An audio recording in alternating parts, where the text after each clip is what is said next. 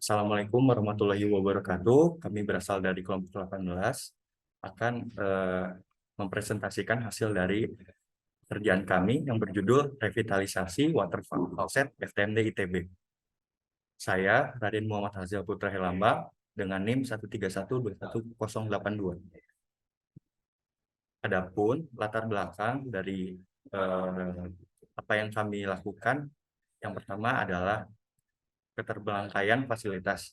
Seperti yang kita tahu, water faucet yang tersedia di FTMD ITB yang tepatnya berada di sebelah toilet depan musola saat ini terbengkalai dan tidak dapat digunakan lagi.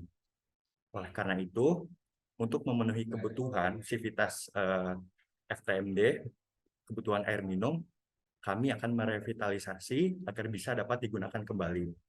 Setelah itu, latar belakangnya lain adalah untuk memenuhi nilai dari SDGs itu sendiri, yang mana dalam kali ini kami akan memenuhi dua SDGs sekaligus. Yang pertama adalah SDGs nomor 6, air bersih dan sanitasi yang layak, dan SDGs yang bernomor 9, yang mana industri, inovasi, dan infrastruktur yang berkelanjutan.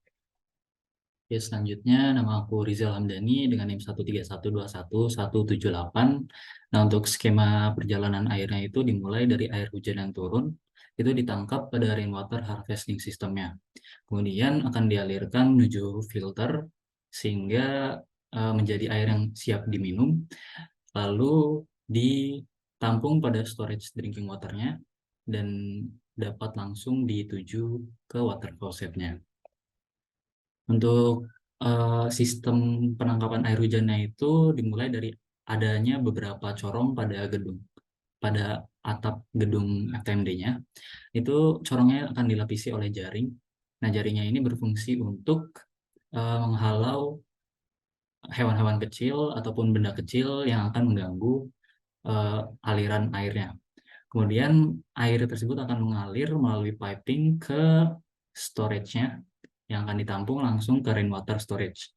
Nah, pada bagian rainwater storage itu, bagian atasnya terdapat kontrol piping, itu untuk menghindari air yang membludak pada storage akibat tingginya curah hujan. Jadi ketika airnya sudah terisi penuh, itu langsung akan terbuang ke tanah melalui kontrol pipe tersebut.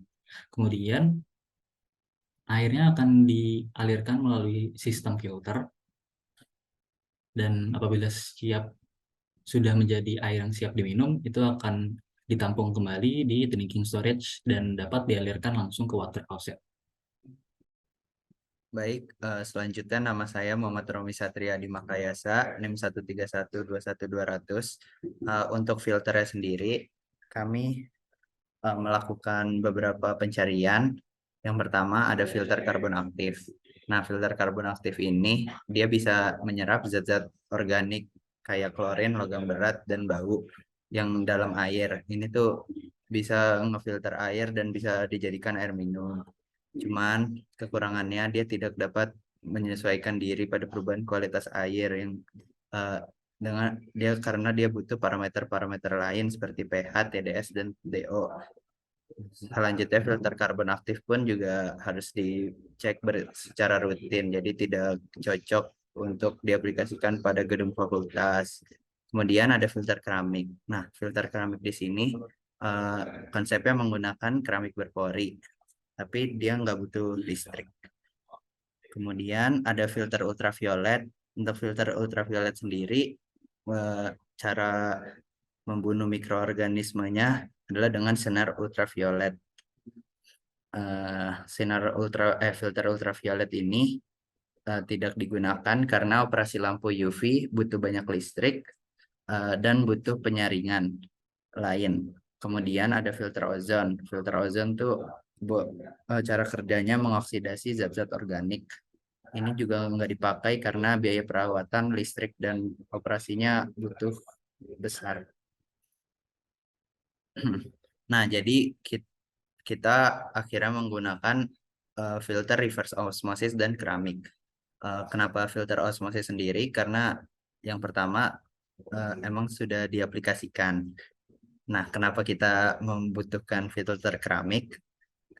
Karena sumbernya sekarang adalah air hujan, yakni lebih bisa dibilang lebih kotor daripada air pompa atau air pump. Jadi kami mengintegrasikan filter keramik dan filter osmosis. Oke, selanjutnya adalah pemilihan material yang akan digunakan untuk jalur pipa dari air hujan. Nah, secara garis besar, secara umum, material yang sering digunakan untuk menyalurkan air minum dari air hujan yang akan ditampung adalah tembaga dan plastik.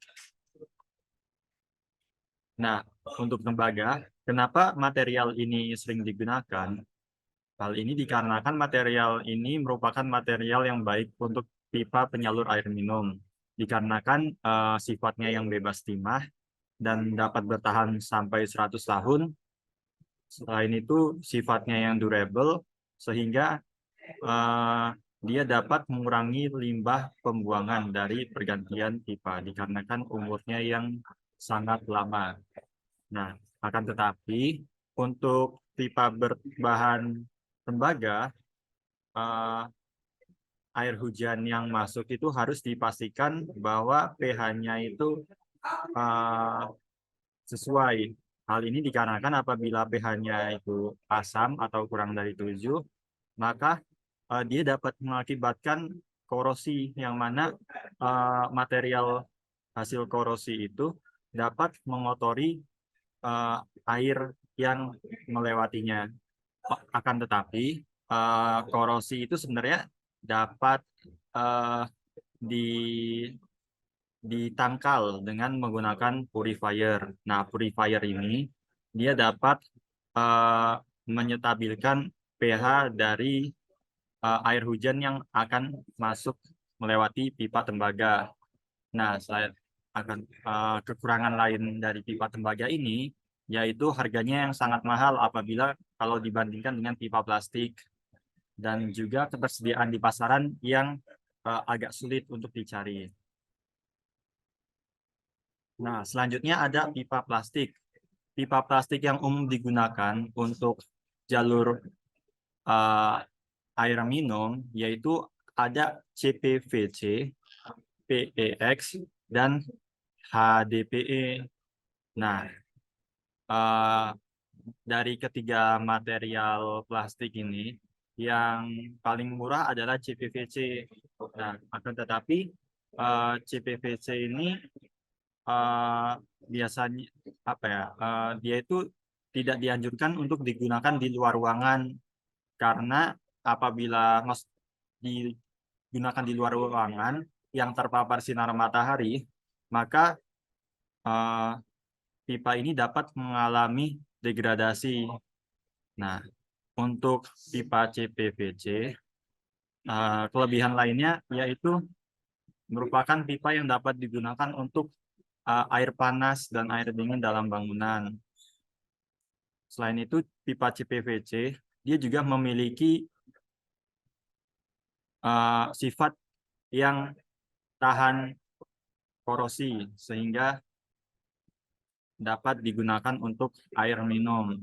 Nah, selanjutnya ada PX. PX itu terbuat dari polietilena yang di-crosslink untuk meningkatkan kekuatan dan ketahanan terhadap panas. Nah, keunggulan dari PX ini, dia sifatnya sangat fleksibel dan harganya memang sedikit lebih mahal apabila dibandingkan dengan CPVC. Nah, pipa PEX ini juga agak mudah diinstal dan dimungkinkan untuk penggunaan fitting untuk menghubungkan pipa tanpa solder atau perekatan. Nah, sehingga cocok untuk digunakan untuk aplikasi pipa di air di daerah yang rentan terhadap suhu beku.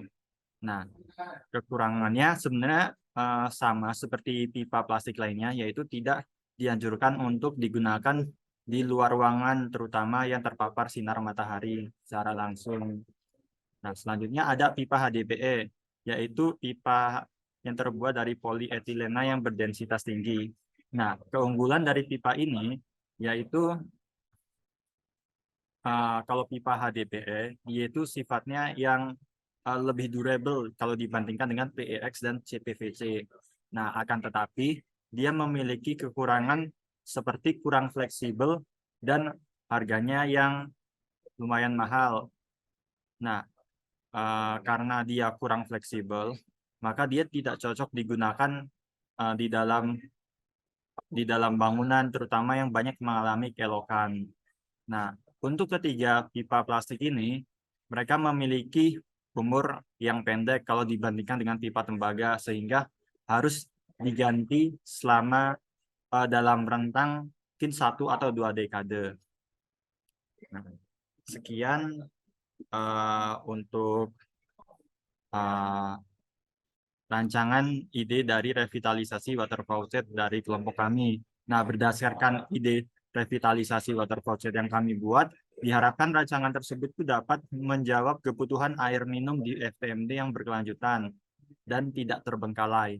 Nah, selain itu melalui rancangan ini juga diharapkan dapat menjawab SDGs nomor 6 dan 9, yaitu tentang air bersih dan manufaktur. Sekian dari kelompok kami. Mohon maaf apabila ada salah kata. Terima kasih.